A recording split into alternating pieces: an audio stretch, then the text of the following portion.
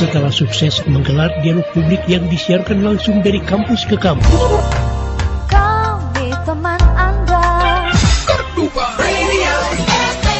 Radio Kardopa kembali di tahun ini menghadirkan dialog publik membangun generasi cerdas dari kampus ke kampus. Selamat pagi buat teman-teman yang sudah hadir. Senang sekali untuk hari ini kita bertemu lagi tentunya di dialog publik membangun generasi cerdas live di Radio Kardopa 99,4 FM dan juga Facebook Kardopa 994 FM atau juga live streaming di www.kardopafm.co.id.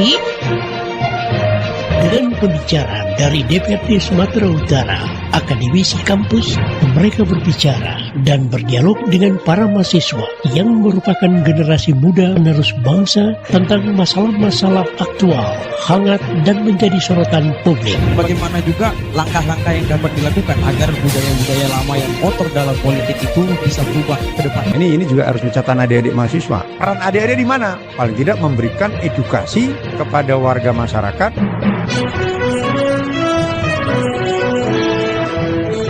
Disiarkan langsung dari Visipol Universitas Medan Area, Kampus Jalan Kolam Medan. Inilah dialog publik membangun generasi cerdas dengan tema di usia ke-78 tahun Provinsi Sumatera Utara, apa dan bagaimana peran generasi muda ke depannya. Hadir sebagai pembicara, anggota DPRD Sumatera Utara, Bapak Abdul Rahim Siregar STMT, dan Dekan Visipol UMA, Bapak Dr. Yurial Arif Lubis, SOS MIP. Dengan moderator Ibu Evi Yunita Kurniati, SOS MIP, dosen Visipol UMA. Hanya di 99,4 FM, Radio Kardopa berani tampil beda. Kami teman Anda. Kardopa Radio FM. Satu untuk tetap jadi nomor satu. Talk Radio Medan. Selamat pagi untuk teman-teman yang sudah hadir di sini. Terima kasih sudah hadir bersama kita. Selamat pagi juga untuk pendengar Kardopa dimanapun berada. Kita ketemu lagi tentunya di program Membangun Generasi Cerdas. Dengan tema yang kita ambil ini terkait ulang tahun Provinsi Sumatera Utara. Nggak kerasa itu udah di usia ke-78 tahun Provinsi Sumatera Utara. Apa peran generasi muda cerdas ke depannya? Ini kita ambil sebagai tema kita untuk hari ini. Membangun generasi cerdas, dialog publik yang tentunya kita menghadirkan narasumber yang kompeten ya. Dan mungkin sekedar informasi buat teman-teman semuanya. Kalau kita sudah hadir di UMA untuk acara membangun generasi cerdas ini sudah 3 kali. Untuk Visipol ada 2 kali dan hukum ada 1 kali. Boleh kasih tepuk tangannya? Dan tentunya acara ini kerjasama yang sangat baik sekali antara Radio Kardopa dan Humas DPRD Sumatera Utara. Dan tentunya Visipol UMA di Jalan Kolam Medan ya. Untuk kampusnya di Jalan Kolam Medan. Oke, kerjasamanya cukup bagus sekali. Terima kasih sudah menerima kita di sini. Dan tentunya ini acara sudah berlangsung dari tahun 2022. Kita langsung datangkan anggota Dewan DPRD Sumatera Utara ketemu sama teman-teman daripada panas-panasan demo di depan kantor kantor DPR ya. Mendingan langsung kita hadirkan ya. Hah? Oh, ini udah siap nih.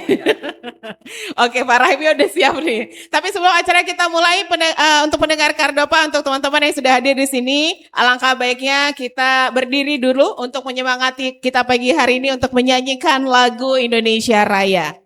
Para teman-teman dan para narasumber kita harapkan untuk berdiri sebentar. Menyanyikan lagu Indonesia Raya dimulai.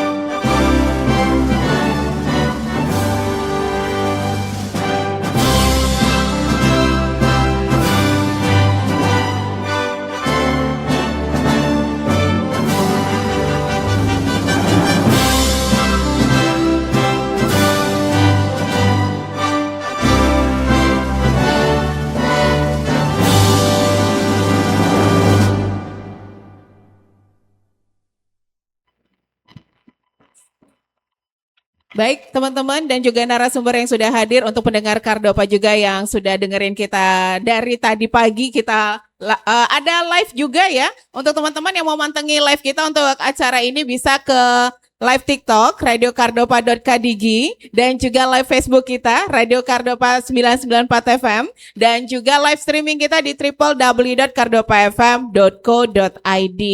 Sekali lagi teman-teman PISIP 24 terima kasih ya sudah hadir. Nanti jangan lupa juga disiapkan untuk pertanyaannya untuk bertanya ke narasumber kita. Dan acara akan segera kita mulai. Tentunya kita akan kenalan dulu dengan moderator kita karena saya akan serahkan ke moderator kita untuk pagi hari ini. Ada moderator kita Kakak Dr. Evi Kurniati, SOS MIP. Selamat pagi Kakak. Pagi Kak Desi. Enak manggilnya Kakak ya? Iya. Kalau dipanggil Ibu gimana gitu? Kalau dipanggil mereka ibu-ibu. Oke. Tapi aku panggil Kakak nggak apa-apa ya. Ya, Oke, ya. Kak Evi ya. Ya. Kak Evi silakan untuk memandu acara kita selama kurang lebih 1,5 jam ke depan. Mungkin bisa memperkenalkan narasumber kita juga dan teman-teman kita juga untuk pagi hari ini. Silakan Kak Evi. Baik, terima kasih Kak Desi. Assalamualaikum warahmatullahi wabarakatuh. Waalaikumsalam warahmatullahi. Ya, salam sejahtera untuk kita semua. Selamat pagi kepada para pendengar dimanapun Anda berada dan juga audiens yang hadir di sini ya, mahasiswa Fakultas Ilmu Sosial dan Ilmu Politik Universitas Area. Senang sekali saya Evi Yunita dapat menemani Anda dalam program Dialog Publik Membangun Generasi Cerdas. Jadi ini sebelumnya merupakan suatu kebanggaan nih kami Kak Desi, bagi kami Fakultas Ilmu Sosial dan Ilmu Politik UMA, di mana kami menjadi kesempatan kedua ya ini Pak Peter ya. Terima kasih bermitra dengan Radio Kardopa menyelenggarakan Dialog Publik Membangun Generasi Cerdas. Di kesempatan kali ini kita diskusi membahas topik yang sangat menarik dan relevan, yaitu di usia 78 tahun Provinsi Sumatera Utara, apa dan bagaimana peran generasi muda ke depannya. Baik, para pendengar dimanapun Anda berada dan juga para audiens, telah hadir bersama kita di sini narasumber yang kompeten.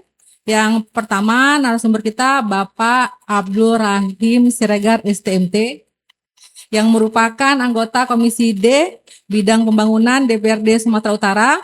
Narasumber kita yang kedua, Bapak kesayangan kita, Dekan kita, Bapak Dr. Yural Arif Lubis, SOMIP. Dan di sini kami terima kasih para narasumber yang telah meluangkan waktu untuk berbagi wawasan bersama kami di sini. Sebelum kita mulai, saya ingin mengingatkan kepada para audiens untuk aktif nanti, tapi tetap dengan etika dan bahasa yang baik ya dalam bertanya. Tapi saya harapkan para audiens untuk aktif ya dalam diskusi kita. Baik, para pendengar, untuk membuka diskusi saya akan mempersilahkan kepada Bapak Abdul Rahim Siregar STMT.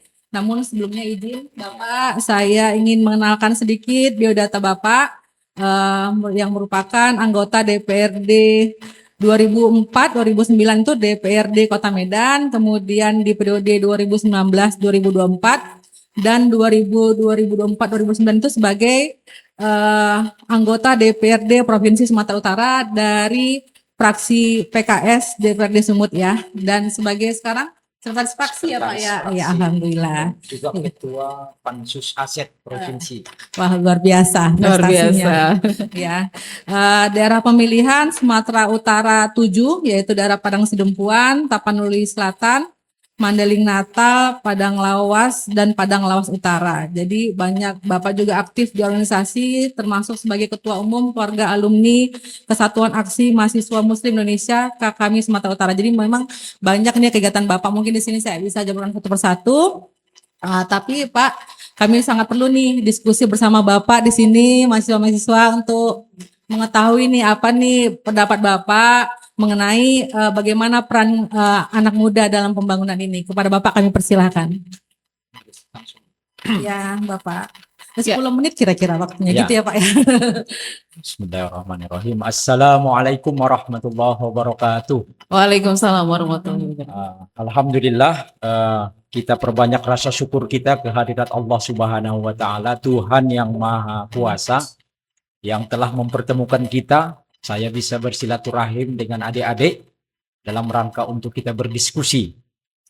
Dalam rangka juga mempersiapkan bekal adik-adik sebagai calon-calon pemimpin di negeri kita yang kita cintai ini. Tentunya yang pertama yang kita hormati hadir bersama kita Pak Dr. Yuliar sebagai dekan. Kita doakan sehat beliau. Ya, mudah-mudahan biasanya kalau doa-doa saya itu silap-silap jadi dia. Mudah-mudahan jadi rektor nantinya ke depan. Ya. Yang kedua ada Ibu moderator kita Bu Dr. Epi. Ya, artinya mudah-mudahan sehat-sehat semua. Dan tentunya dari Kardopa, ini Pak Peter ini guru saya. Guru media, guru berdiskusi mulai 2004 sampai sekarang. Pak Peter ini orangnya luar biasa, ya, dan selalu didampingi oleh Mbak Desi, ya. Saya terima kasih kepada Kardova kerjasama dengan DPRD dalam rangka untuk memberikan pencerdasan kepada mahasiswa. Yang ingin saya sampaikan di hari ulang tahun Sumatera Utara yang ke-78, bahwa Sumatera Utara ini termasuk daerah yang sangat strategis di wilayah barat, ya, dengan ibu kota, kota Medan. Dan Sumatera Utara ini, sebelum ke Sumatera Utara, Indonesia adalah negara yang sangat besar, sama dengan pernah disampaikan oleh Bapak Prabowo. Ketika dia dilantik di Senayan, dia mengatakan bahwa Indonesia negara besar. Indonesia negara yang memiliki sumber daya alam yang berlimpah. Luar biasa. Mulai dari Sabang sampai Merauke. Ya, tambang emas, batu bara, sawit. Tapi pertanyaan besarnya adalah, sudahkah Indonesia 80 tahun merdeka, sudahkah sejahtera masyarakat Indonesia? Yo, kok ada yang geleng-geleng gini? Berarti belum. Ya, artinya apa? Makanya ini yang perlu bagian yang akan kita diskusikan. Apa peran-peran generasi muda? Apa peran-peran adik-adik sebagai mahasiswa? Nah, pada kesempatan ini kita bicara konteks Sumatera Utara. Sumatera Utara juga luar biasa sumber daya alam. Setelah saya anggota DPRD, disitulah saya melihat luar biasanya kekayaan Sumatera Utara. Mulai dari Langkat sampai ke Mandailing Natal, perbatasan dengan Sumatera Barat, dan Padang Lawas, perbatasan dengan Riau. Jadi Sumatera Utara ini jumlah penduduknya 15 juta.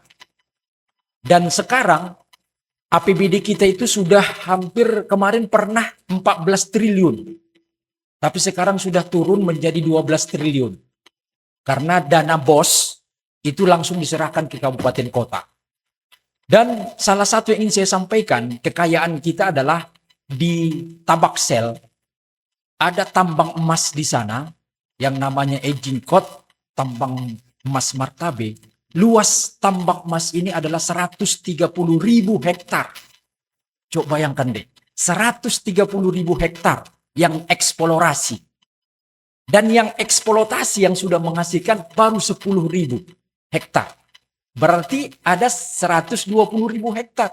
Yang 10.000 hektar ini setiap tahun sudah berlangsung 12 tahun. Setahun itu nilai uang emas yang dihasilkan 30 triliun. 30 triliun. Inilah ketika saya anggota dewan lah baru saya tahu bahwa itulah kekayaan kita. Belum lagi kita orang Mandailing di sini. Termasuk Pak Yuliar orang Mandailing, orang Kota Nopan, tadi kami bincang-bincang. Di daerah Mandailing ada potensi emas 64.000 hektar. 30.000 itu ada di Kecamatan Nagajuang, dan 30.000 lagi itu ada di dekat Kota Nopan, dari Kota Nopan sampai Muara Sipong.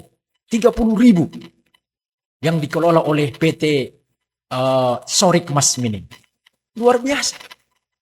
Nah, saya pernah reses di Batang Toru dekat tambak emas yang hadir 150 orang bapak-bapak ibu-ibu. Saya tanya, sejahteranya bapak-bapak ibu-ibu di tengah-tengah emas ini, saya bilang. Semuanya geleng-geleng kepala dan bekerut bohinya ini. Dahinya bekerut. Ya kan? Nah, ini adalah contoh Sumatera Utara yang kita cintai. Seharusnya kita sudah ulang tahun 78 tahun, ada prioritas-prioritas pembangunan yang akan kita lakukan. Adik-adik sekalian dan para pemirsa Kardopa 99,4 yang kita cintai, ya. Jadi saya kemarin sudah 2 minggu yang lewat dipilih menjadi ketua pansus aset. Jadi aset kita di Sumatera Utara itu nilainya 34 triliun Pak, aset kita. 34 triliun. Setelah penyusutan, maka nilainya sekarang 22 triliun. Ya. Ada aset bergerak, ada aset yang tidak bergerak. Nah, adik-adik sekalian. Contohnya ada gedung, ada tanah. Dan tanah kita itu sampai ada 3.000 titik tanah, Pak. 3.000 titik. Ya. Nah, jadi ini perlu saya sampaikan di awal agar membuka cakrawala berpikir kita. Dan aset kita juga ada di Jakarta, ada di Bandung, dan ada di Jogja. Jadi ada asrama dekat UGM, itu adalah milik Pemprov, Pak, asetnya. Jadi ini mungkin sebagai pengantar, kita masuk kepada apa peran-peran kita. Apa peran generasi muda. Karena di sini Pak Yuliar nanti bisa menambahkan, kita berdiskusi. Berapa menit lagi Bu Epi? Inilah sulitnya kalau mic dikasih sama anggota dewan mau ngomong aja. Ya. Jadi dikasih kode Bu. Berapa menit lagi? Nah, 7 menit lagi. 7 menit lagi. 7. Bentar lagi Pak. Bentar lagi. Oke. Adik-adik sekalian yang saya cintai. Anak saya 3 yang mahasiswa sekarang. 1 sudah wisuda. Ya. Jadi saya memang mempersiapkan anak-anak saya juga ya untuk menjadi calon-calon pemimpin ke depan. Karena kami ini Pak Yuliar, Bu Epi, Pak Peter ini tunggu tanggal aja ini. Tunggu tanggalnya kan Pak. Tanggal kapan dipanggil oleh Yang Maha Kuasa kan. Jadi kan adik-adik yang menjadi penerus. Kita lihat adik-adik sekalian apa peran-peran kita. Ya. Apa peran kita? Peran pertama adalah kita harus menjadi agen kolaborasi. Jadi kita harus menjadi orang-orang yang mampu mempererat. Ya. Menjadi kolaborasi, sinergi antara pemuda, ya, antara mahasiswa dengan mahasiswa, ya, antara kita dengan masyarakat. Kita harus menjadi agen kolaborasi. Yang kedua adalah kita harus menjadi inovator menuju sumut unggul. Ya, sumut unggul.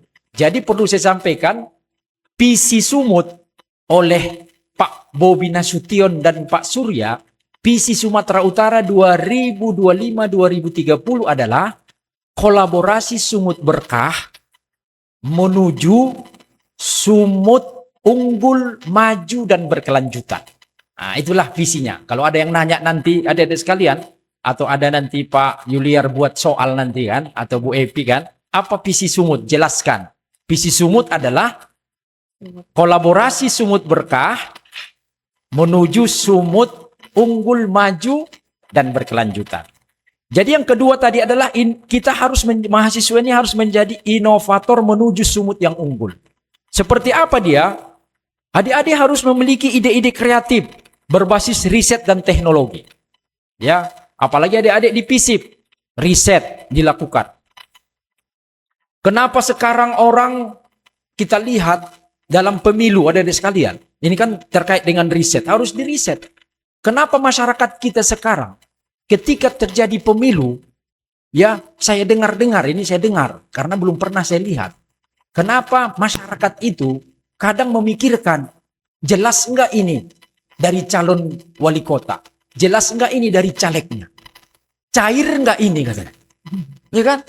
Dan masyarakat sekarang adalah menunggu-nunggu, kalau istilah di lapangan ada sekalian adalah menunggu-nunggu sirup.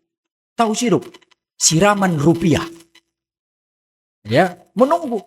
Makanya di lapangan, karena adik-adik harus tahu, masyarakat kita sekarang, kalaulah seorang pemimpin dipilih gara-gara duit, coba bayangkan berapa dana yang dia keluar. Setelah dia dilantik, dari mana lagi dia akan mendapatkannya? Nah, ini banyak ini pertanyaan nanti. Kalau saya buka ini ya, ada sekalian. Makanya di Indonesia pemilih itu ada 2. Pemilih yang realistis dan pemilih yang pragmatis, emosional. Oke, ada sekalian. Jadi kita harus mampu melihat, mencermati, dan meriset. Yang ketiga, adik-adik harus menjadi penggerak kemajuan. Penggerak kemajuan Sumatera Utara. Harus memiliki ide-ide kreatif. Ya, adik-adik harus memiliki jiwa entrepreneur. Ya, jiwa bisnis. Harus belajar. Ya, kalau adik-adik di FISIP mungkin harus belajar tentang pemerintahan. Karena adik-adik nanti harus bisa jadi pengamat politik. Bisa-bisa jadi anggota dewan seperti saya. Berpeluang. Tapi kalau bisa anggota dewan yang berdampak. Ya kan? Jangan kampus saja yang berdampak. Ya kan? Sering kita lihat Pak kan, kampus yang berdampak kan. Kalau bisa DPRD yang berdampak, anggota dewan yang berdampak baik untuk masyarakat. Terus yang keempat adalah harus kita menjadi pelopor keberlanjutan. Jadi keberlanjutan ini, keberlanjutan pembangunan, itu kita harus tampil. Mahasiswa, generasi muda harus tampil. Terus yang kelima adalah pelestarian budaya. Kita harus mampu melestarikan adat budaya. Ya, kalau saya ini di samping saya anggota dewan, saya juga ditunjuk menjadi ketua Forum Masyarakat Dalihan Natolu Indonesia, Pak. Pusatnya di Medan. Ketua Umum Forum Masyarakat Dalihan Natolu. Makanya kalau pendekatan bahasa, saya belajar adat istiadat dan budaya adik-adik sekalian. Ya, ada namanya hormat marmora, elek maranak boru, manat-manat markahanggi. Sattabi 10 noli marsattabi. Horas ton di madingin, pir ton di matogu. Horas. Ya kan? Bingung Pak artinya apa Pak? Nanti Pak Peter Manopo, ya, orang Sulawesi. Nanti Pak Yuliar ya, Biolubis yang menjelaskan. Jadi saya yakin adik-adik yang punya marga yang tahu bahasa seperti itu, ya, sampai dengan misalnya pemimpin di orang Batak karena kita bicara budaya, ada namanya suluh dinalandit, suluh dinagolap. Suluh itu cahaya dalam kegelapan. Tukot dinalandit, tongkat di tempat yang licin. Raja para Saulian, Raja Mangidopoda. Jadi saya belajar Pak Peter. Ya. Jadi belajar kita seperti adik-adik sekalian. Harus belajar. Jadi itu namanya pelestarian budaya. Kita harus memiliki dan melestarikan budaya. Coba bayangkan kalau raja-raja kita di sini sudah dipanggil oleh Allah Tuhan, siapa lagi yang akan melanjutkan? Dan yang keenam, yang terakhir apa peran kita adalah kita harus menjadi pemimpin yang berintegritas. Ya, pemimpin yang berintegritas adalah pemimpin yang adil, bertanggung jawab, ya, dan dia tidak hanya janji-janji saja. Sebelum dia terpilih banyak janjinya, tapi setelah dia terpilih, kadang kita lihat di Indonesia ini, ya, jangan sampai pemimpin setelah dia pensiun jadi pemimpin, dia masih diwarisi dengan masalah-masalah, ya kan? Ya kan, tahu maksudnya kan, Dek? Sudah jadi pemimpin kita, janganlah pula ijazah kita dimasalahkan lagi. Sudah menimang cucu lah Pak ya, jalan-jalan ke luar negeri gitu. Itu adalah bagian dari pemimpin yang berintegritas. Jadi kita berharap pemimpin yang berintegritas adalah pemimpin yang tidak mau korupsi. Dia memang betul-betul uang itu dikembalikan untuk uang rakyat. Saya ingin tekankan adik-adik sekalian. Uang APBD itu, APBN, bukan uang presiden. APBD Sumatera Utara bukan uang Bobi Nasution dan Pak Surya. Itu adalah uang rakyat, dikumpulkan dari rakyat dan diberikan kepada. Saya ingin memberikan pencerahan deh. Saya termasuk kemarin di Komisi D, kita membahas juga tentang PKB, saya di Badan Anggaran. Pajak kendaraan bermotor. Adik-adik tahu pajak kendaraan bermotor? Setiap kendaraan kita, sepeda motor, mobil, itu setiap tahun bayar pajak. Dan pajaknya itulah masuk ke APBD. Kita yang bayar, itulah yang dikelola oleh gubernur. Adik-adik ada namanya PBBKB. Pajak bahan bakar kendaraan bermotor. ketika adik-adik mengisi bensin 2 liter, 5 liter, maka 5% dari situ itu akan diberikan ke APBD, Pak. Ya. Nah, jadi inilah yang dikumpulkan dan inilah yang akan membangun jembatan, membangun jalan, membangun fasilitas-fasilitas pendidikan dan seterusnya. Jadi dari situ sumber APBD. Jadi APBD itu bukan milik bupati, bukan milik wali kota, cuman dia diamanahkan untuk mengelola itu untuk kesejahteraan rakyat. Dan yang terakhir, Bu ya, udah ditengok-tengok Bu Epi saya kasih kode. Jadi apa pesan-pesan saya sama mahasiswa FISIP UMA ini? Ya, ini singkat saja. Ada 6 pesan lagi. Pertama, mulai dari sekarang adik-adik bangun integritas sejak dini. Integritas. Biasanya integritas ini sangat relevan dengan iman, relevan dengan kedekatan kita kepada Allah. Itu. Ya. Makanya itu harus dibangun. Yang kedua adalah asah kepekaan sosial. Kita harus peka terhadap sosial kita, masyarakat kita. Ya, tahu kita masyarakat seperti apa, tahu kita penderitaan, apalagi adik-adik yang kos di sekitar sini. Saya tinggal di Jalan Kemenangan. Ya, Jalan Kemenangan, jalan apa? Jalan Pendidikan, Jalan Bayangkara, tahu saya. Tapi sekarang saya udah pindah ke Komplek Al Barokah. Ya, dekat sini. Jadi asah kepekaan sosial kita. Yang ketiga, kuasai ilmu dan adaptasi terhadap perubahan. Makanya adik-adik baca buku banyak-banyak. Diskusi. Sama kami pun anggota dewan siap. Adik-adik mau datang ke dewan siap. Dibawa sama Pak Yuliar. Banyak dari mahasiswa-mahasiswa datang. Kita diskusi. Supaya adik tahu. Bila perlu kami mau hadir di sana. Kalau bisa dihadirkan semua anggota dewan dari semua fraksi. Supaya semua fraksi ngomong. Ada Golkar ketuanya kan. Ketua DPRD sekarang kan perempuan. Ibu Erni Sitorus. Perempuan jadi ketua kami. Ya. Terus yang ketiga adalah yang keempat, berani berkontribusi, jangan hanya mengkritik. Kasih kontribusi ide pemikiran. Jangan hanya mengkritik saja. Ya kan, protes saja kerjanya kan, tapi mengkritik dan kasih solusi. Dan yang kelima adalah perkuat kolaborasi, bukan kompetisi semata. Jadi perkuat kolaborasi. Dan yang keenam adalah yang terakhir, miliki visi besar untuk daerah kita. Miliki visi besar untuk daerah dan bangsa. Adik-adik harus punya visi. Visi itu sama dengan dream. Ya kan? Dream itu bahasa apa tuh? Bahasa Jawa. Bahasa Inggris. Adik-adik harus punya visi ke depan. Cita-citanya mau jadi apa? Mau jadi pengusaha? Mau jadi dekan? Mau jadi dosen? Harus. Dan sekarang harus direncanakan. Mau jadi anggota dewan? Mau jadi bupati? Wali kota? Atau mau menggantikan Pak Prabowo Subianto jadi presiden? Ya kan? Artinya itu adalah kita harus punya visi. Mungkin sudah habis waktunya. Ini hanya pengantar saja adik-adik sekalian. Yang intinya saya sangat bahagia ya dengan rasa cinta saya hadir di sini. Saya baru tadi pulang dari Sidimpuan ya. Saya 2 hari di Sibolga, pembina upacara di Man Sibolga. Habis itu ada acara dan tadi malam saya berangkat lagi ke Medan. Saya di sini ada karena rasa cinta saya kepada mahasiswa FISIP, kita bisa berdiskusi bertemu. Kepada Cordova, kalau sudah Bang Peter yang minta, berat kali saya untuk tidak menerimanya. Sekarang waktunya. Ini adalah rasa cinta saya sama masyarakat Sumatera Utara, sama mahasiswa. Kalau bukan setetes tinta, tak akan kugubah sebaik puisi.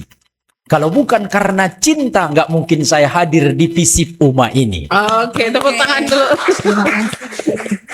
Udah diajak berpantun nih kayaknya. Berenang ke tepian bersama kekasih. Cukup sekian dan terima kasih. Assalamualaikum warahmatullahi wabarakatuh. Waalaikumsalam warahmatullahi wabarakatuh. Baik, terima kasih Bapak. Wah, keren sekali ya pemaparannya ya. Nggak terasa ternyata lebih 10 menit ini Kak. Nggak apa-apa ya. Nggak apa-apa ya, lebih dikit lah ya. Bonus ya, ya. Baik, selanjutnya saya ingin meminta tanggapan dari narasumber kedua, Bapak Dekan Fakultas Ilmu Sosial Ilmu Politik UMA kepada Bapak Dr. Yurial Arif Lubis, saya persilahkan. Baik. Ya, terima kasih kepada Bu Epi, Mbak Desi, Pak Peter, dan juga tamu kita yang kami muliakan, anggota Dewan ini biasanya bahasa yang dimuliakan. Kami muliakan Pak Abdul Rahim, dan tentunya adik-adik semua yang telah hadir, dan para pendengar Radio Kardopa yang kami cintai, saya kira ya kan. Nah, baik, menarik untuk membahas tentang apa sih peran mahasiswa ya, atau pemuda dalam menyikapi 78 tahun Sumatera Utara. Nah, ini menarik. Yang pertama tadi sudah panjang sekali dijelaskan oleh Pak anggota Dewan. Secara substansi, kita harus memahami dulu sebenarnya apa yang dimaksud dengan peran. Jangan sampai kita menganggap bahwa segala sesuatu itu bisa kita lakukan. Nah, peran itu adalah dia bicara tentang satu kedudukan yang terikat pada tanggung jawab seseorang individu. Jadi secara fungsi dia ada tanggung jawabnya. Nah, jika kita melihat misalnya generasi muda, tentunya nggak memiliki peran mengatur tentang APBN. Itu nggak mungkin gitu. Karena itu tugasnya APBD, tugasnya Pak ini. Nah, sekarang tinggal perannya kita seperti apa? Saya memberitahukan 3 hal. Pertama sebenarnya, kalau kita melihat peran, yang pertama adalah kita bicara tentang keaktifan dulu gitu.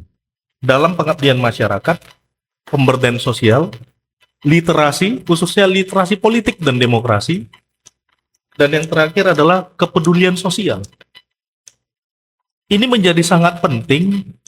Kenapa? Karena untuk mencintai negara ini tidak serta-merta kita bicara tentang hanya menyanyikan Indonesia Raya gitu. Kita harus memahami tentang kepedulian sosial, apa yang terjadi di tengah-tengah masyarakat kita gitu. Nah, kalau tadi saya singgung misal tentang literasi, kita sangat memahami bahwa kita sangat memalukan di sini sebenarnya, bukan hanya di Kota Medan, Sumatera Utara, di Indonesia ya. Kita mengalami perosotan luar biasa tentang literasi. Kita mempercayai sosial media daripada literasi politik gitu. Atau literasi buku-buku yang bicara tentang kenegaraan begitu kira-kira. Kita lebih percaya tentang seseorang influencer bicara tentang politik begitu. Padahal dia tidak punya pengalaman ataupun keilmuan secara politik misalnya seperti itu. Nah, inilah tugas kita. Kenapa saya singgung ini? Karena kalian inilah mahasiswa ilmu sosial dan ilmu politik. Jadi demokrasi itu belum tentu logis, logis itu belum tentu benar, karena benar sudah terjadi. Nah, persoalan yang kita hadapin adalah kita tidak membentuk yang namanya diskursus gitu. Kita tidak memberanikan diri untuk melakukan namanya kelompok-kelompok diskusi terbuka. Makanya saya sangat senang sekali Pak Peter datang. Ini salah satu bagian yang sebenarnya membentuk namanya proses keilmuan itu tadi melalui diskusi ini tadi. Bahkan kita literasi sosial media kita nomor 2 ya. Nomor 2 dunia yang tertinggi ya kan. Nomor 1 di Asia Tenggara. Jadi kita mempercayai sosial media begitu. Nah, ini persoalan yang sangat luar biasa sebenarnya. Kalau kita melihat misalnya di zaman masa lalu misalnya, mungkin adik-adik semua bisa membaca beberapa buku ya. Contoh bukunya Lee Cameron McDonald, Western Politics. Kita bisa membahas bagaimana dulu sejarah pemikiran politik misalnya dari kita anggaplah Socrates, Plato, Aristoteles gitu ya. Nah, itu adalah pemikir-pemikir barat pada masa lampau. Di dalam Islam misalnya yang paling fenomenal adalah buku yang menjelaskan tentang bagaimana tingkat sosial masyarakat kota utama, itu ada Al-Farabi gitu ya, ada juga Al-Mawardi. Misalnya kita juga bicara tentang sejarah masa lalu, bagaimana kejadian Trismaketir misalnya, ya.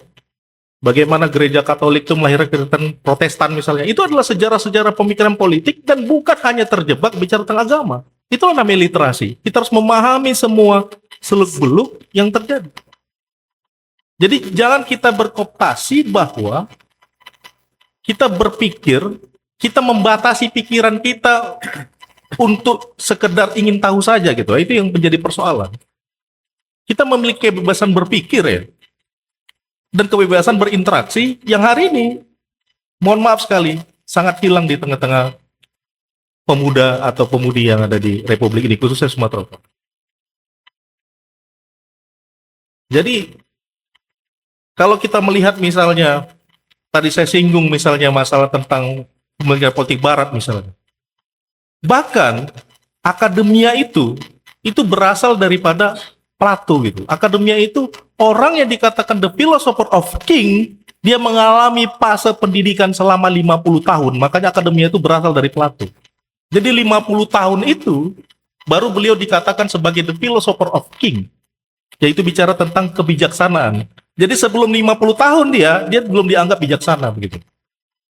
Jadi seorang pemimpin itu harus diuji selama 50 tahun gitu.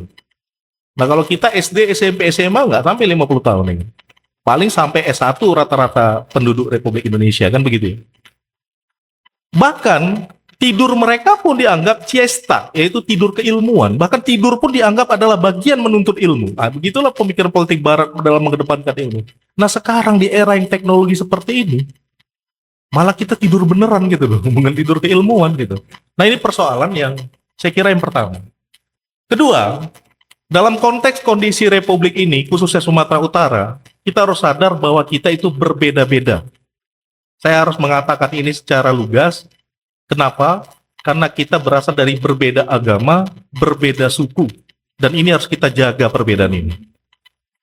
Dalam menjaga toleransi, bukan hanya sekedar kata-kata, tapi bagaimana kita memahami seseorang sama seperti halnya kita memahami diri kita. Kenapa saya katakan ini? Tanpa adanya integritas suatu bangsa, khususnya di provinsi ini, tidak akan pernah kita bicara tentang kemajuan atau pembangunan yang sangat-sangat baik begitu untuk ke depan. Sebagai contoh misalnya, ini isu menarik misalnya di Timur Tengah. Tapi kebanyakan orang masih membahas tentang proyeksinya bicara tentang agama begitu. Padahal kita melupakan ada masalah sosial di sana. Bagaimana anak-anak terbunuh, bagaimana seorang ini, kepekaan kita itu serasa hilang begitu loh. Ketika kita bersentuhan dengan seolah-olah ini menjadi pertarungan agama begitu. Apakah mungkin kalian ketika ada misal terjadi kecelakaan, kita tanya dulu di agama apa baru kita tolong? Inilah suatu empati yang harus sebenarnya kalian tanamkan diri kalian. Bahwa perbedaan ini adalah membentuk karakter kita Indonesia Raya ini gitu loh. Inilah menjadi penguatan kita di Sumatera Utara. Kalian bisa bayangkan kalau ini terlalu berjarak, maka kita sudah bisa pastikan akan terjadi konflik horizontal ke depan. Ini menjadi warisan kita dan tolong dijaga. Berikutnya yang ketiga adalah, tentunya adik-adik sekalian memiliki peran yaitu mengawal kebijakan publik. Nah ini. Itulah pentingnya memahami bahwa elit politik itu siap untuk dikritik begitu. Termasuk yang Bapak di sebelah saya. Karena ini bukan sesuatu yang menakutkan begitu. Kenapa saya harus mengatakan demikian? Karena hakikatnya jabatan yang melekat itu adalah menggunakan pajak kita gitu. Segala sesuatu pejabat publik hari ini adalah menggunakan pajak kita. Dan yang paling penting adalah kalau Bapak ini tadi bicara tentang, misalnya bicara cukup panjang, itu nggak akan pernah saya salahkan. Kenapa? Karena parlemen itu kata dasar itu parle. Parle itu artinya ngomong gitu. Jadi kalau anggota dewan itu nggak ngomong bicara, ya penting juga kita lihat apa yang mau disampaikan begitu. Nah jadi apa yang disampaikan Pak ini? Nah ini kategori saya masih mau katakan, dengan hadir ke Kardopa ini dan memberikan pemikiran, nah ini kategori anggota dewan yang sangat ideal saya kira. Yang berani. Banyak anggota dewan ya saya juga udah punya catatan juga yang nggak berani tampil di media, sama sekali diundang nggak mau datang. Nah itu salah satu contoh. Kenapa? Karena kalau kita melihat masa kemasan kita dulu misalnya, ya adik-adik sekalian, perhatikan ya. Setiap elit kepemimpinan kita mengalami 3 fase rejim yang hari ini. Dan kalian masuk fase di rejim ketiga. Kalau saya belum merasakan rejimnya Orde Lama, saya nggak kenal Bung Karno karena saya waktu lahir Bung Karno sudah tidak ada.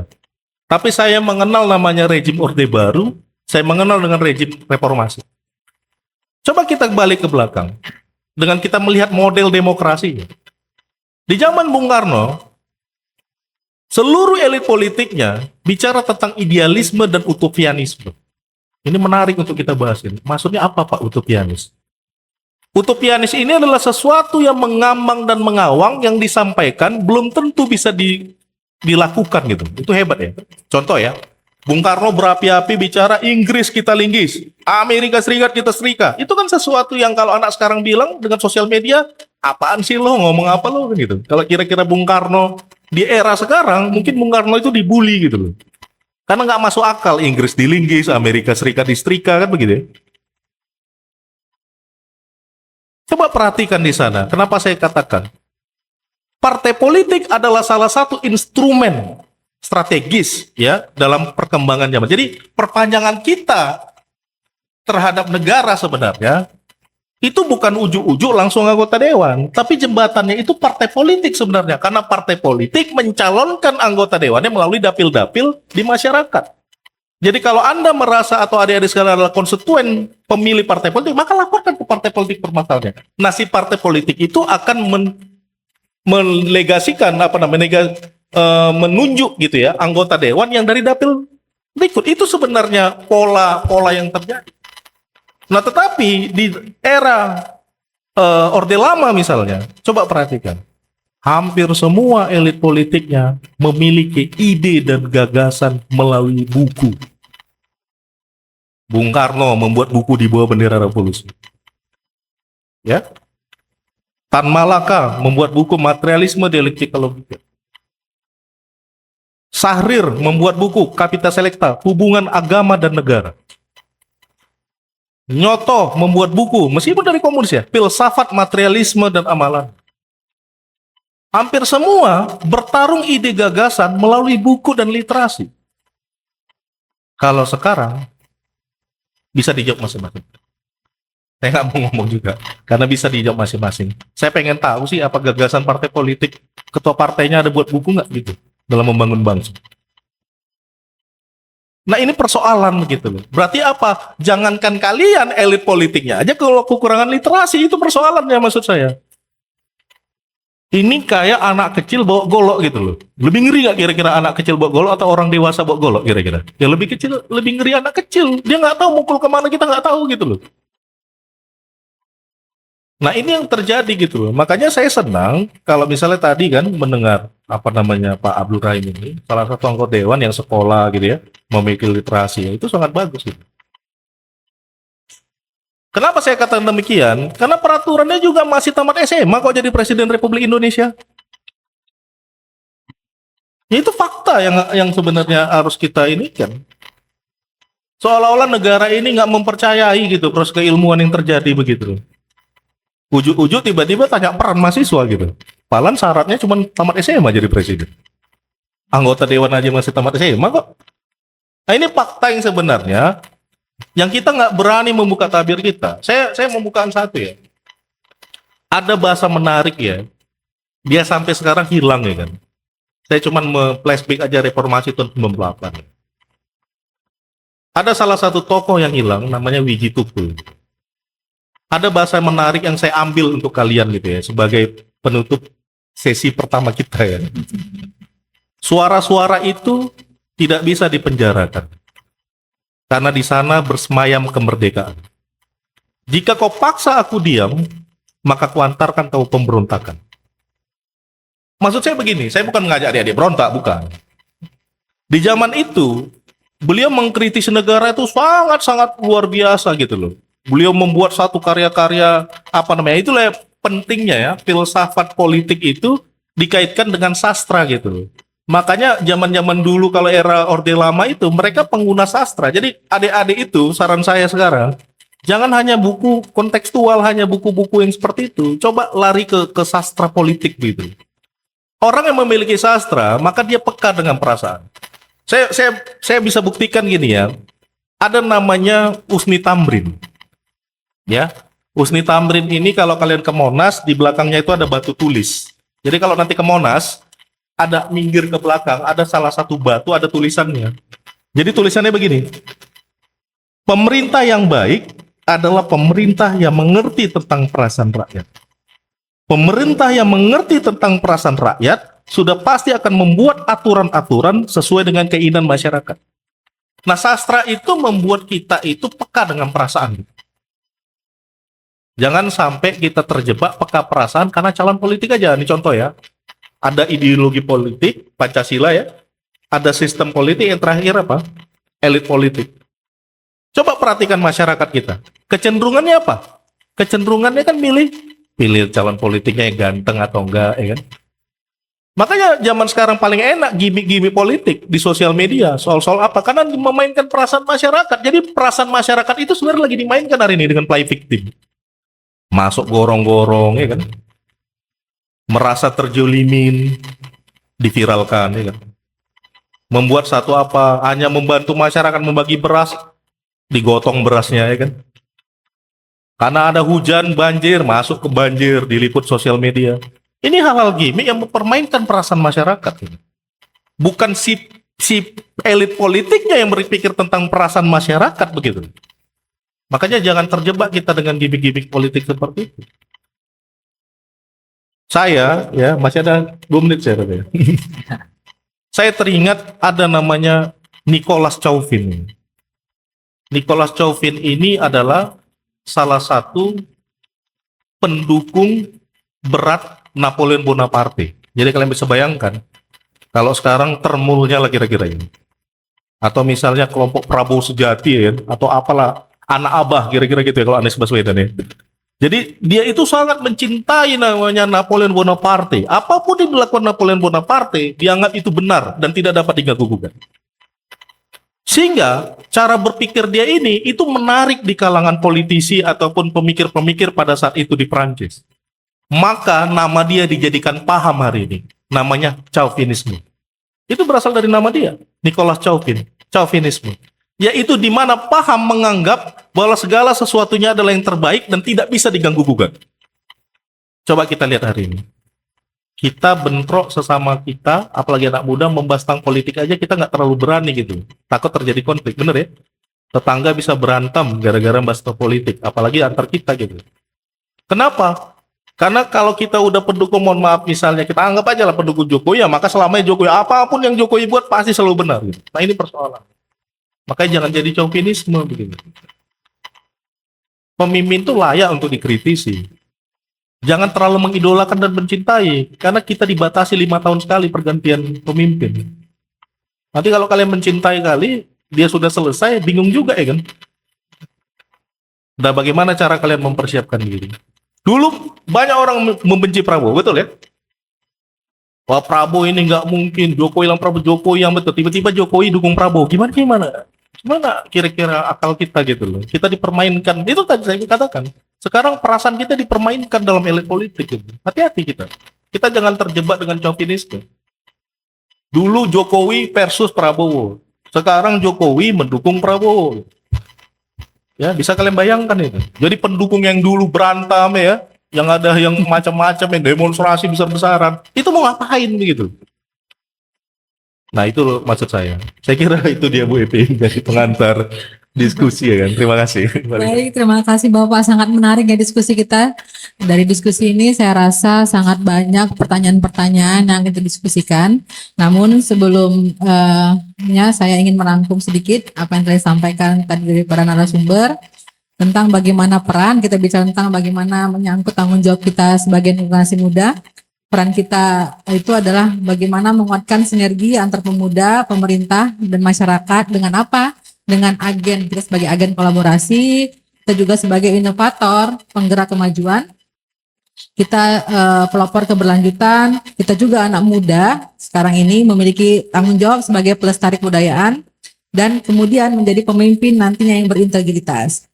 Ya, tadi juga disampaikan bahwa anak muda juga perlunya tentang literasi. Ini yang belajar opini publik udah paham lah ini, perlu literasi ya. Kemudian bagaimana kita menghargai perbedaan. Ternyata perbedaan adalah suatu senjata juga ya, senjata tanda kutip bagi kita dalam misi pembangunan. Baik, sebelum kita masuk sesi tanya jawab, saya kembalikan dulu ke Kak Desi. Kak Desi silakan istirahat sejenak ya. Terima kasih Kak Evi. Sangat luar biasa sekali untuk kedua narasumber kita. Boleh kasih tepuk tangan? Jadi banyak PR nih buat kita para generasi muda, peran kita. Ya udah, yang jelas kita harus semangat ya teman-teman ya. Tapi jangan lupa disiapin pertanyaannya untuk kedua narasumber kita. Nanti di sesi pertama kita tampung dulu untuk 3 orang penanya. Kalau ada waktu nanti kita lanjut lagi ya. Kita break dulu sekitar 3 menit. Jangan kemana-mana, tetap aja di Membangun Generasi Cerdas langsung live dari Visipol UMA. Stay tuned. Kardupa Radio FM. Satu untuk tetap jadi nomor satu. Talk Radio Medan. Baik pendengar Kardopa dan untuk teman-teman yang sudah hadir di sini, kita lanjut lagi dialog publik membangun generasi cerdas dengan tema di usia ke-78 tahun Provinsi Sumatera Utara, apa peran generasi muda cerdas ke depannya? Jadi pertanyaannya mungkin boleh seputar usia 78 tahun Sumatera Utara ya teman-teman ya. Boleh tanya langsung ke anggota dewan kita atau ke Pak Yurial nanti ya. Yang jelas untuk acara ini kita ingatkan sekali lagi teman-teman boleh pantau untuk live Facebook kita di Kardopa 994 FM, live streaming di www.kardopafm.co.id dan juga untuk live TikTok kita di radiokardopa.kdg. Yang tentunya acara ini kerjasama yang sangat bagus sekali antara Humas DPRD Sumatera Utara, Radio Kardopa 99,4 FM dan juga Visipol UMA Kampus Jalan Kolam Medan. Tepuk tangan dong. Ini biar semangat lagi teman-teman, kita sekali lagi ya yel-yelnya ya. Oke Bang, mic-nya kasih yang cowok dulu. Yang cowok yang pegang, tadi cewek kan. Oke, kita mulai. Visip 24. Janji perjuangan. Kita ulang sekali lagi, deketin mic-nya. Visip 24. Satu janji perjuangan. Laki harus semangat saya. Oke, ini acara kita serahkan lagi ke Kak Evi selaku moderator kita untuk sesi tanya jawab Kak Evi. Baik, terima kasih Kak Desi. Kita masuk ke sesi tanya jawab diskusi. Kami persilahkan 3 orang dahulu ya. Nah, kalau ada waktu kita tambah lagi 3 orang yang ingin bertanya. Ayo. Tunjuk tangan. Ya. Oke. Ada lagi? Ada lagi? Yang ini dari Siapa lagi? Ya, Oke, 2, 3. Baik. 3. Oke. Ya, silakan sebutkan namanya dan pertanyaannya. Ditujukan ke siapa? Perkenalkan, nama saya Amelia Kristina Sianipar dari Prodi Ilmu Komunikasi. Di sini saya ingin bertanya dari pernyataan dari Bapak Abdul soal tentang visi 2025 sampai 2030. Nah, di sini dalam konteks pembangunan daerah, kita tahu bahwa APBD itu memang sebagian besar dari rakyat, dari pajaknya. Nah, jadi generasi muda itu kan secara langsung berkontribusi juga. Tapi masih ada nih rasa kecurigaan tentang hasil pajak yang memang sepenuhnya belum terrealisasikan secara merata, termasuk dari segi infrastruktur. Jadi saya mau bertanya tentang bagaimana sih sebenarnya pemerintah ini melihat atau merespon tentang kecurigaan yang terjadi. Dan sesuai dengan visi 2025 sampai 2030 ini, di sini saya ingin mengambil intinya berkolaborasi sumut berkah, berkolaborasi. Jika ingin mewujudkan visi berkolaborasi ini, bukankah harus ada rasa percaya? Jadi apa yang sebenarnya yang dilakukan pemerintah untuk membangun kepercayaan dari generasi muda? Terima kasih. Baik, Kita ya. tampung dulu. Yang kedua tadi ini. Yang kedua. Baik. Perkenalkan, nama saya Ebes Nathanael Purba. Sebelumnya terima kasih kepada moderator dan bapak-bapak narasumber yang telah memberikan kami kesempatan bertanya. Jadi langsung aja, sebenarnya saya ada sangat banyak pertanyaan. Namun di sesi pertama ini saya ingin menyempitkan pertanyaan terkhusus ke 78 tahun dan sumut, apa dan bagaimana peran generasi muda? Tadi dari narasumber Pak Abdul Rahim Siregar sempat meng-highlight yang namanya literasi dan persoalan jangan kritik namun beri solusi gitu. Di sini saya ingin bertanya, jika kita mempermasalahkan soal literasi yang seperti kita tahu angka literasi di Indonesia terkhususnya di Kota Medan sangat rendah. Pertanyaan saya, jika masyarakat potensi literasinya itu rendah, pemimpin itu sendiri literasinya itu seperti apa gitu?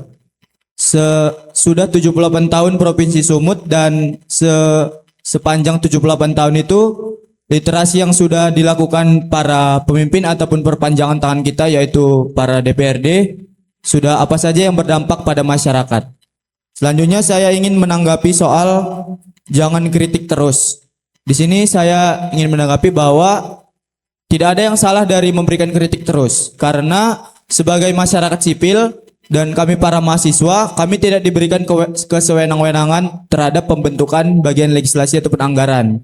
Jadi ketika kami memberikan kritik, seharusnya para perpanjangan tangan kami, para bapak-bapak anggota DPRD ataupun ibu, tidak menanggapi hal itu terhadap sensi seperti yang Bapak sampaikan tadi. Seharusnya para anggota DPRD menanggapi itu sebagai bagian dari aspirasi masyarakat yang harus diselesaikan. Jadi intinya adalah para anggota DPRD ini harusnya yang mencari solusi karena kami sebagai masyarakat sipil tidak mempunyai wewenang di ranah legislasi. Terima kasih. Terima kasih. Satu lagi, yang ini tadi. Mic-nya Bang. Ini nih.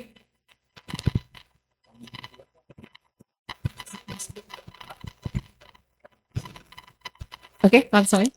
Baik, sebelumnya selamat pagi semuanya. Perkenalkan, nama saya Catherine Laura Sitio dari Ilmu Komunikasi Istanbul 2024. Jadi saya ingin bertanya kepada Bapak Abdul Rahim, yang dimana tadi di awal live public ini saya notice dari Bapak kalau Bapak bilang demonya ke Bapak aja.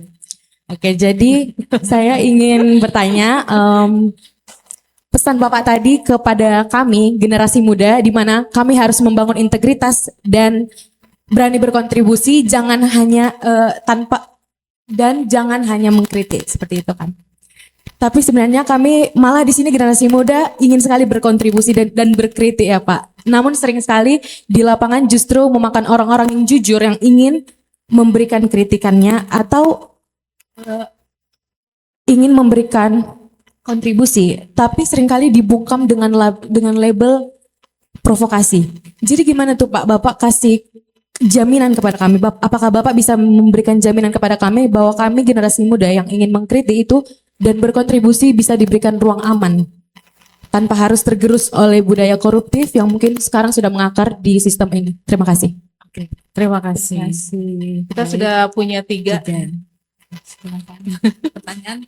Pertanyaannya sangat luar biasa ini Pak Rahim. Pertanyaannya mudah, Jawabnya. Tapi saya enggak apa karena ada 2 dokter di sebelah saya yang bisa menambah. Oke, mungkin ini sudah 3 tadi.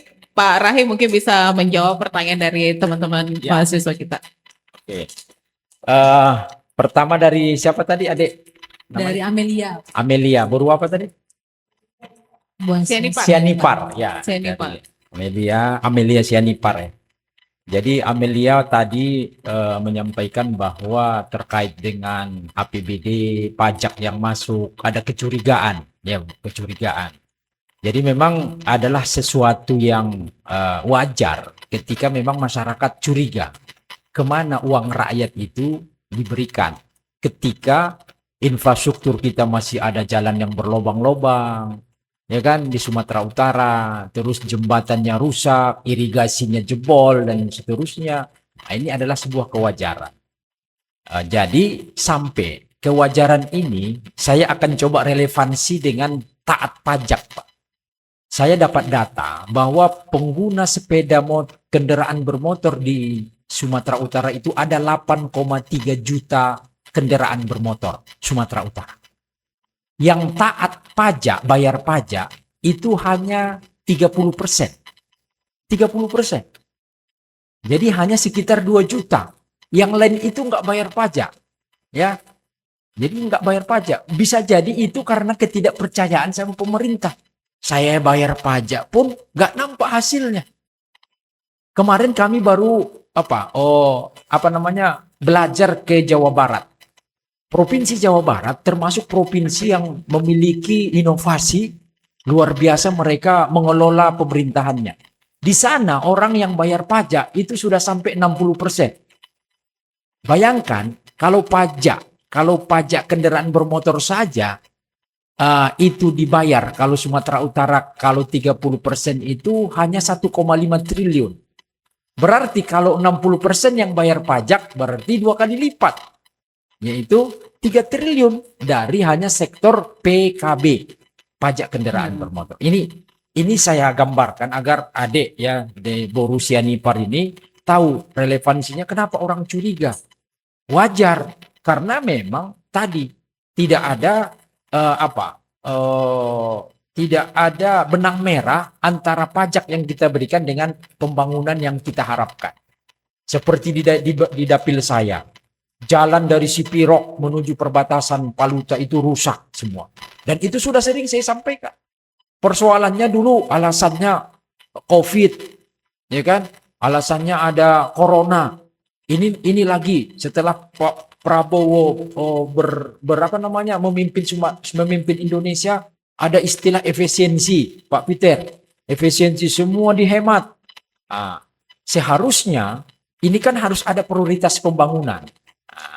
Bagaimana agar kepercayaan ini bisa ketika memang pemimpin, gubernur, bupati, wali kota menunjukkan kinerja dia. Dengan apa? Dengan memberikan kesejahteraan secara bertahap kepada masyarakat. Contohnya pengangguran berkurang angkanya, kemiskinan berkurang angkanya. Kan itu semua bisa dihitung, bisa diriset.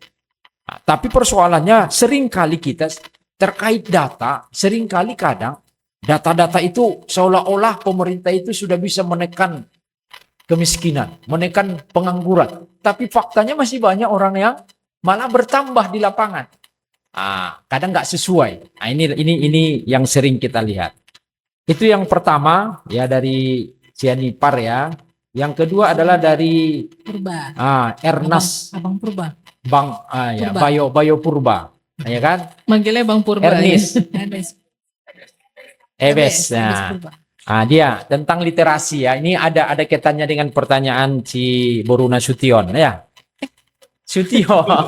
Pikir tak Sitio. Pikir tadi Nasution. Sitio ya.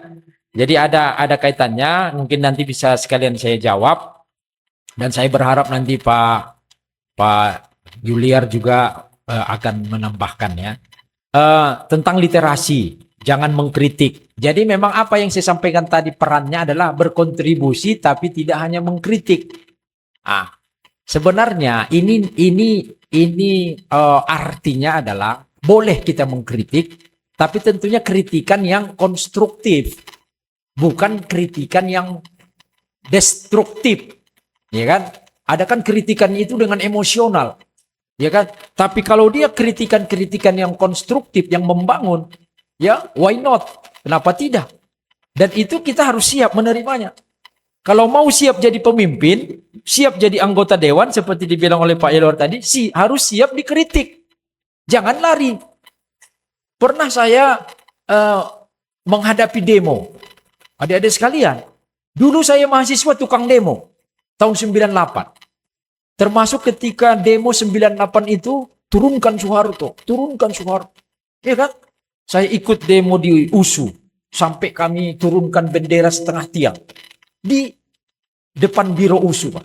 Saya ikut demo. Waktu itu saya ujian. Saya keluar dari ujian, cuman setengah jam saya ujian, ya kan? Saya tulis hasil ujian saya. Tapi alhamdulillah, biarpun saya sebentar di situ dapat nilai A saya. Itulah keberkahan kalau demo ya. Dapat juga nilai yang bagus. Ikut tahun 98 saya demo di depan biro USU dengan kawan-kawan. Jadi sekarang saya karena sudah jadi anggota dewan, saya sering di demo. Ya kan? Saya sering di demo sekarang. Pernah kemarin ada demo hampir 1000-an orang, tidak ada anggota dewan yang nerima. Intel polisi nelpon saya, "Pak, Bapak di mana?" Yang lucunya Pak Yuniar, ketika banyak demo, ya kan, ada demo-demo, biasanya humas dan intel polisi yang pertama mendatangi mereka itu adalah fraksi PKS. Ya, ada orang PKS, ada orang PKS untuk menghadapi yang demo-demo. Saya sendiri yang menghadapi demo. Waktu itu demo buruh. Ya, saya yang menghadapi. Terakhir, Bapak itu saya bilang, "Pak, saya kan sendiri menghadapi, ada ribuan. Siapa yang menjamin saya?" Rupanya waktu itu ada komandan Brimob, Pak Ranto di situ. "Siapa? Saya akan menjamin Bapak." Ya, oke, Bapak yang jamin saya ya. Saya ulang lagi. "Iya, siap Pak." Akhirnya saya datang mendekati orang yang demo. Saya dikawal oleh 2 orang polisi pakai laras panjang, Pak. Ya kan?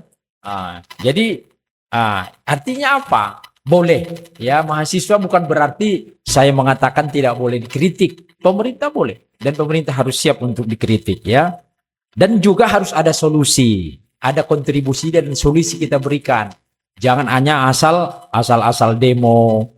Apalagi angka literasi kita sangat rendah. Pemimpin. Bagaimana dengan pemimpin di Sumut? Saya ingin sampaikan, adik-adik sekalian, bahwa cermin masyarakat itu adalah cermin dari pemimpin kita. Ya. Bagaimana kondisi kehidupan masyarakat, seperti itulah pemimpin kita. Ya. Itu sangat relevan ya kondisinya. Makanya hari ini bagaimana agar pemimpin memiliki literasi yang mungkin melebihi dari masyarakat? Berarti pemimpin juga harus siap belajar, mau mendengar apa yang disampaikan oleh masyarakat. Dan yang terpenting adalah pemimpin itu harus bisa memberikan solusi. Kebijakan-kebijakannya itu, kalau sering saya sampaikan di forum-forum, kebijakan pemimpin harus kebijakan yang bisa membuat masyarakat senyum. Ya kan? Senyum dia dengan kebijakan itu, Pak. Contohnya BBM diturunkan, bukan dinaikkan. Ya kan? Kita punya banyak sumber daya bahan bakar kita. Tapi 60% kita masih impor. 60%. Sementara kalau di dalam negeri saja ini kita manfaatkan luar biasa. Kita tidak terganggu dengan perang. Karena kita punya sendiri. Nah, inilah yang tidak dipikirkan oleh pemimpin-pemimpin kita. Mulai dari tadi yang orde lama, orde baru, sampai pada orde reformasi ini. Jadi bagaimana agar literasi pemimpin juga, artinya mau jadi pemimpin harus siap untuk belajar. Siap untuk memberikan pelayanan terbaik. Ya. Dan yang terakhir dari pesan generasi muda, berintegras, kontribusi ya. Bagaimana agar kita ini supaya tidak dibungkam ya. Kita supaya tidak dihambat untuk memberikan ide-ide kita, kritik-kritik kita. Tentunya sebenarnya banyak ruang, banyak cara jalur kita untuk menyampaikan aspirasi kita. Contohnya, kan tidak semua harus demonstrasi. Ya, artinya kita datang, kita buat surat pun boleh, kita hadir, kita berikan ide-ide dan gagasan. Kalau adik-adik mau ada ide-ide seperti ini, kita sudah pernah ketemu, ya kan? Pernah ketemu, nanti kalau ada yang mau nomor handphone saya boleh. Handphone saya 24 jam, hidup terus saya buat. Ya, artinya ada informasi-informasi, silakan. Ya, kami mau datang Bang diskusi ke DPRD, silakan. Itu gedung rakyat, bukan gedung kami. Dari siapa? Dari uang rakyat. Ya, kami cuma numpang aja di situ. Dan anggota dewan pun adalah tenaga P3K paruh waktu 5 tahun deh. Ya kan? Kami kan cuma 5 tahun Pak Peter. 5 tahun lagi kami berjuang untuk jadi anggota dewan kan? Berjuang lagi kan? SK kami cuma 5 tahun. Jadi adik-adik sekalian, artinya sebenarnya ada pemimpin-pemimpin ini memang takut untuk dikritik. Kita lihat ada. Tapi bukan berarti kita harus ada juga orang yang membungkam mahasiswa. Mahasiswa sekarang pun banyak pendekatannya. Saya dapat informasi dengar. Kadang ada pendekatan-pendekatan, didekati mahasiswa, ya kan? Nanti dikasih ini ada kerjaan, ada kegiatan, ya kan? Pokoknya supaya tidak kritis lagi kan? Ada. Artinya ada dapat informasi seperti itu. Jadi mahasiswa dia punya idealisme, mahasiswa harus punya keberanian, ya. Kalau dibungkam pun kita bisa dengan jalur-jalur yang lain. Ya, apalagi mahasiswa sudah bersatu. Ada pemimpin saya lihat kalau sudah mahasiswa bergerak, dia sangat memiliki ketakutan yang luar biasa. Makanya kapan mahasiswa bergerak? 98 mahasiswa yang bergerak. Ya, reformasi. Kemarin akhir Agustus, ya kan? Terjadi demo besar-besaran. Kantor DPRD di Makassar dibakar. Ya, awalnya demo mahasiswa, tapi habis itu ditumpangi. 2 orang meninggal. ASN di dalam. Pak, 2 orang. Ya, luar biasa. Artinya itu kan klimaks dari kondisi yang ada. Apakah kita mau seperti itu lagi? Ya, artinya kan, disinilah seharusnya pemimpin harus berpikir, bukan malah membungkam mahasiswa. Jadi oleh karena itu saya buka ruang untuk adik-adik FISIP kalau mau buat skripsinya terkait dengan bagaimana politik, ya kan? Bagaimana politik PKS, Pak Warjio, tadi Pak Yuliar juga cerita-cerita, kami ada jurnalnya tentang ideologi PKS, ya kan? Ideologi PKS sampai kepada kadernya seperti apa. Artinya terbuka peluang untuk itu kita berdiskusi. Ya, mungkin itu. Ya. Yang Karena bisa memang saya waktu kita juga semakin sedikit nih Pak. Silakan Kak Evi. Baik ya, terima kasih Bapak ini ya. Kalau kita mahasiswa ini dapat ini tempat wadah dialog, jadi kita ketemu langsung sama praktisi. Jadi pengalaman-pengalaman beliau ini ilmu ya sebenarnya ya. Jadi kita tadi udah banyak penjelasan-penjelasan dari beliau. Itu pengalaman-pengalaman yang merupakan ilmu baru bagi kita. Jadi anak-anak mahasiswa sekarang selama ini kan taunya teori-teori. Ya. Dapat jawaban secara pengalaman. Kemudian sedikit nih Pak Yurial menanggapi dari sisi akademik yang kemudian langsung sama closing statementnya Pak ya. Bisa sedikit nambahin Pak. Sedikit Langsung nambahin, closing Pak. statement ya Pak. Baik, silakan Bapak. Kan jangan dibatasi. Baik, kritik itu adalah bagian menerjemahkan satu objek itu agar lebih rasional dan dapat dipahami dengan baik. Jadi ada buku Immanuel Kant, Critical of Pure Reason. Itu menguji keterbatasan tingkat batas manusia dalam memperoleh ilmu pengetahuan. Salah satu contoh. Jadi mengkritik itu bukan hanya bicara tentang lawan yang argumen untuk berpikir, tapi lebih kepada ke diri juga bisa maksudnya. Mengkritisi diri. Apalagi dalam memperoleh kalau gitu. Jadi fenomena ini hal biasa gitu. Saya bisa terangkan sama kalian tadi sebenarnya sudah saya singgung. Bagaimana misalnya Karl Marx mengkritik tentang liberalisme, ya? Bagaimana Marxisme mengkritik tentang liberalisme? Ideologi mengkritik ideologi dalam apa? Dalam penerapan fungsi ideologinya. Bagaimana misalnya kita masuk ke daerah pemikiran politik, sejarah pemikiran agama misalnya. Bagaimana pada saat itu kelompok Syiah mengkritik kelompok Sunni karena kejadian Karbala Hussein. Itu bagian daripada kritik. Bagaimana Martin Luther mengkritik gereja Katolik sehingga terjadi Protestan, ini kan gitu ya. Bagaimana memperjuangkan pengampunan dosa, itu bagian daripada kritik. Dan bagaimana seorang murid mengkritik gurunya, yaitu pada saat Karl Marx mengkritik Hegel yang mengatakan yang fenomenal bahasanya begini. Kalau Hegel katakan seseoranglah yang menentukan keberadaan, sedangkan Karl Marx melawan gurunya. Dia katakan bukan begitu guru, tapi keberadaanlah yang menentukan seseorang. Nah, ini dua hal yang menarik untuk didiskusikan sebenarnya. Jadi maksud saya kritik itu biasa aja, tapi jangan bawa perasaan, jangan baper. Ya kritik itu bagian, apalagi negara, kritik itu bagian instrumen dalam mencapai penilaian secara objektif terhadap kebijakan yang telah diimplementasikan, kan begitu ya. Jadi kalau ada kebijakan misalnya, apa ini ya, paling menarik misalnya, mungkin banyak orang MBG misalnya gitu ya, itu paling menarik dibahas sekarang gitu. Ketika mengkritik MBG apakah salah? Ya tidak gitu. Yang masalah adalah ketika mengkritik MBG, yang mengkritiknya hilang, nah itu masalah.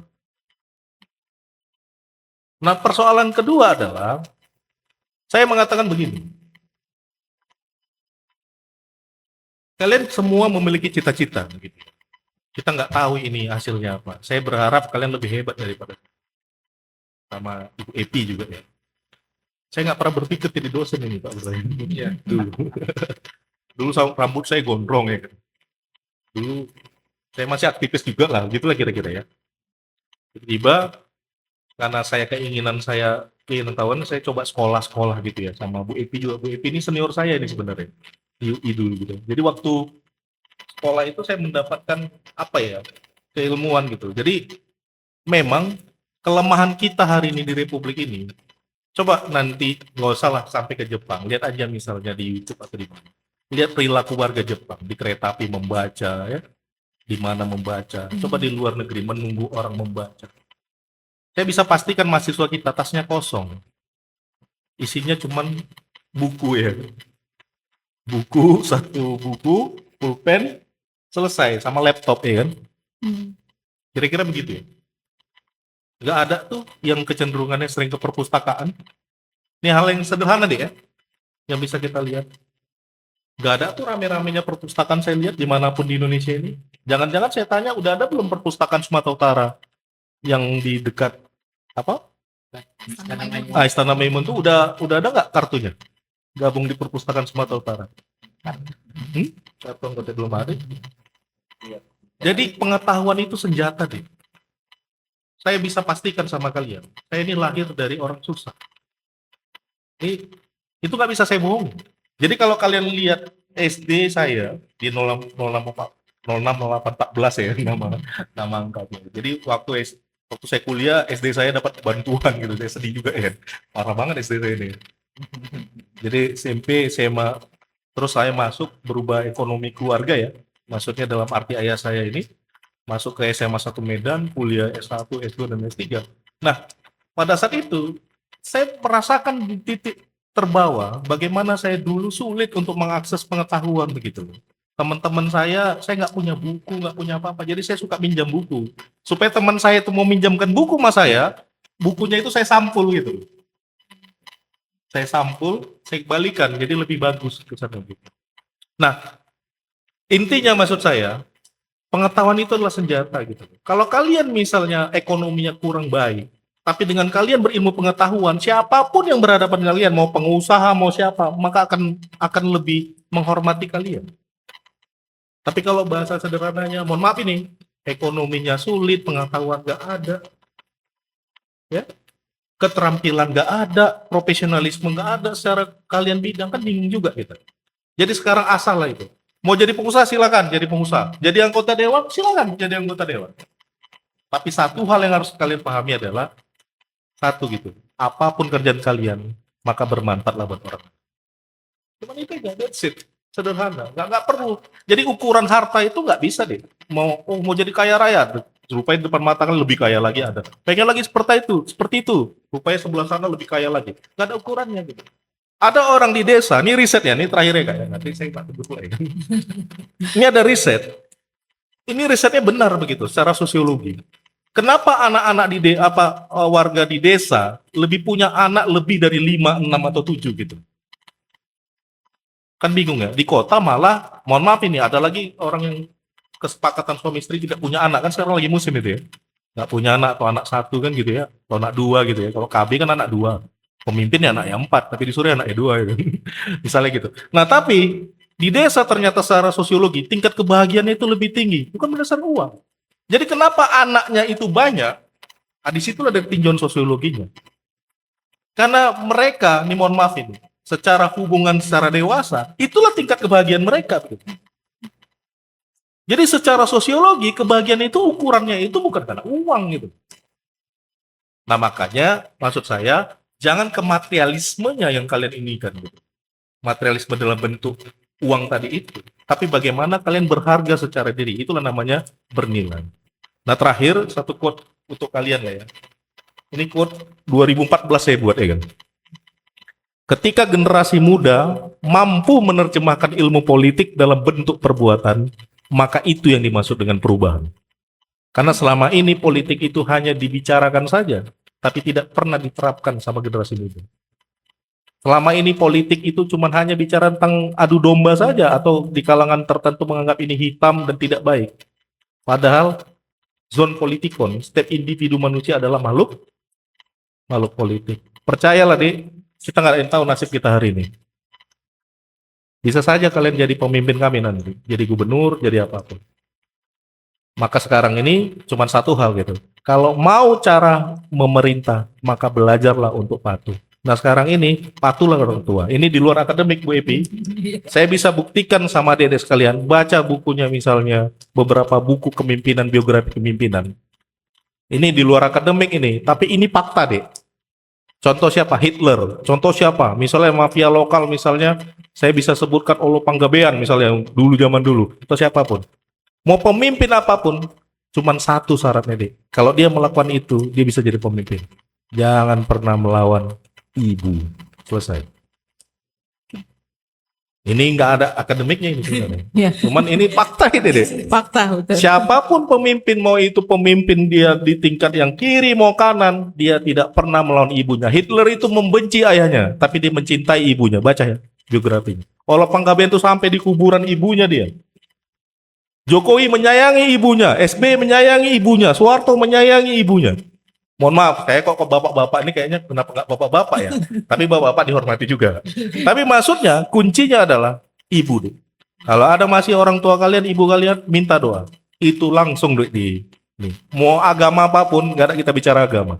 Tapi ibu adalah sesuatu ini. Saya kira itu dia. Terima kasih. Terima kasih. Terima kasih. Lanjut. Boleh kasih tepuk tangan dulu untuk closing statementnya? Lanjutnya closing statement dari Bapak. Pak Rahim sekaligus closing statement Pak Rahim. Closing statement dari saya, adik-adik adalah calon-calon pemimpin di negeri ini. Tentunya ada bekal yang harus dimiliki. Pertama, harus mengenali diri kita, apa bakat potensi yang kita miliki. Yang kedua, tetapkan cita-cita kita. Kita mau jadi apa 10-20 tahun yang akan datang. Yang ketiga, teruslah belajar dan belajar untuk menambah wawasan. Dan terakhir, untuk kita memiliki integritas, maka dekatlah sama Allah, sama Tuhan. Karena kita diciptakannya dan tahu betul kita itu seperti apa dan apa yang akan kita inginkan ke depan. Dan terakhir ungkapan saya yakin adik-adik adalah adik-adik yang tangguh. Ada ungkapan yang menarik di akhir dari perjumpaan kita. Pelaut ulung, pelaut yang hebat tidak akan lahir dari lautan yang tenang. Tapi dia akan dihadapkan dengan ombak badai, ya, dan cuaca yang luar biasa. Mahasiswa-mahasiswi FISIP UMA tidak akan lahir dari kondisi yang tenang-tenang saja. Tapi dia akan dihadapkan dengan tantangan, ancaman yang luar biasa. Demikian dari saya, buah durian, buah duku, cukup sekian dan thank you. Assalamualaikum warahmatullahi wabarakatuh. Baik, terima kasih para narasumber. Terima kasih atas partisipasi para audiens. Semoga jawaban dari narasumber tadi dapat memberikan pencerahan bagi kita semua. Terima kasih kepada seluruh narasumber yang hadir, Bapak Dewan dan Bapak Dekan Visipol, dan para pendengar Radio Kardopa yang telah mengikuti dialog publik membangun generasi cerdas. Hari ini semoga diskusi ini bermanfaat dan menambah wawasan kita bersama. Saya Evinita undur diri, sampai jumpa kesempatan selanjutnya. Wassalamualaikum warahmatullahi wabarakatuh. Waalaikumsalam Saya warahmatullahi kembalikan ke wabarakatuh. Kak Desi. Terima kasih Kak Evi, terima kasih untuk kedua narasumber kita yang sudah memberikan materi dan jawaban yang sangat luar biasa. Gimana teman-teman, sudah puas dengan jawaban dari anggota dewan kita yang kita hadirkan di sini?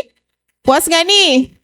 Puas ya. Kalau dialog publik membangun generasi cerdas harus kita akhiri sampai di sini. Sekali lagi teman-teman PISIP 24 terima kasih sudah hadir ya. Karena kalian luar biasa. Kita harus pamit. Jangan kemana-mana. Pastikan tetap aja stay tune di 99,4 FM. Tentunya membangun generasi cerdas. Kerjasama yang sangat bagus sekali antara Humas DPRD Sumatera Utara, Radio Kardopa 99,4 FM, dan juga Visipol UMA Kampus Jalan Kolam Medan.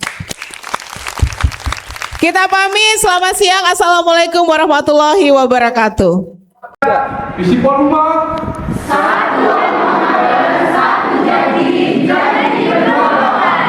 Radio Kardopa berani tampil beda. Stay tuned. Yeah.